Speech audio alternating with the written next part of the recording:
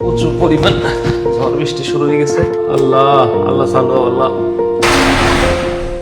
Social মিডিয়ায় viral হয়ে প্রশংসার বদলে মিলল হুমকি, মানসিক চাপ আর চাকরি হারানোর ভয়। বিদ্যুৎ পরিস্থিতি ও লোডশেডিং কেন হয়, সহজ ভাষায় জনগণকে তা বোঝাতে চেয়েছিলেন এক বিদ্যুৎ কর্মকর্তা। কিন্তু তার সেই সচেতনতামূলক উদ্যোগই শেষ পর্যন্ত তার জন্য চরম বিপদ ডেকে আনল।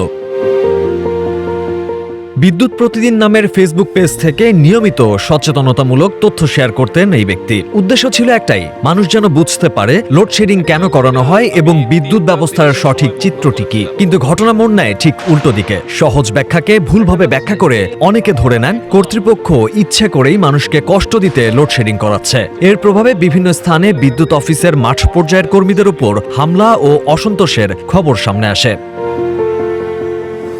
অনেকেই দাবি করা শুরু করেন তিনি নাকি ফেসবুক থেকেই লাখ লাখ টাকা আয় করছেন। শেষ পর্যন্ত পরিবার ও কর্মক্ষেত্রের চরম মানসিক চাপে নতি স্বীকার করতে বাধ্য হলেন তিনি। শুক্রবার এক আবেগঘন পোস্টে অফিসের ঊর্ধ্বতন কর্মকর্তা ও দেশবাসীর কাছে ক্ষমা চেয়ে তিনি জানান, আজকের পর থেকে তিনি আর কোনো ভিডিও আপলোড করবেন না।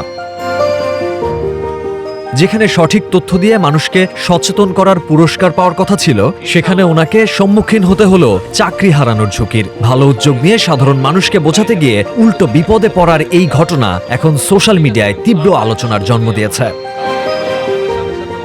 কথাতেই বলে, বাংলাদেশে অতি সচেতনতা আর ভাইরাল হওয়াই যেন সবচেয়ে বড় বিপদ। বিদ্যুৎ প্রতিদিনের এই ব্যক্তি যেন তারই আরেক উদাহরণ হয়ে গেলেন। Mahfuz Arefin, green TV digital.